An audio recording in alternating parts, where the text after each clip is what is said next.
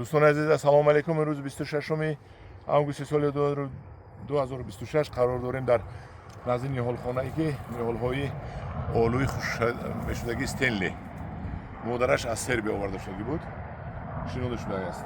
باور کنید این نهال ببینید قدیما 182 یا 184 ببینید این 2 متر بلند شده رفته است. غوثی نهال نگاه کنید. یک قسمش از نارچلیکی منم غوث، دیگرش چنین نارچلیکی من ببینید. من همدارون عزیز حوزه این شناندن آلوی سیاه آلو یعنی استنلی بسیار موده شده است، چون که بچه‌های اصفهان همین استنلی بسیار خریداری میکنند.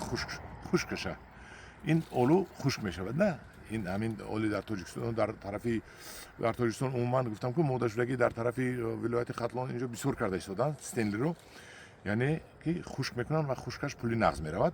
هم بچه‌های اصفهان تمام اگر 100,000 تن خشک باشد گرفته میبرند خارج کشور.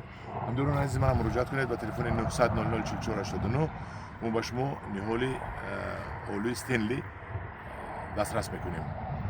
900 00 44 89 در پناه خدا باشید.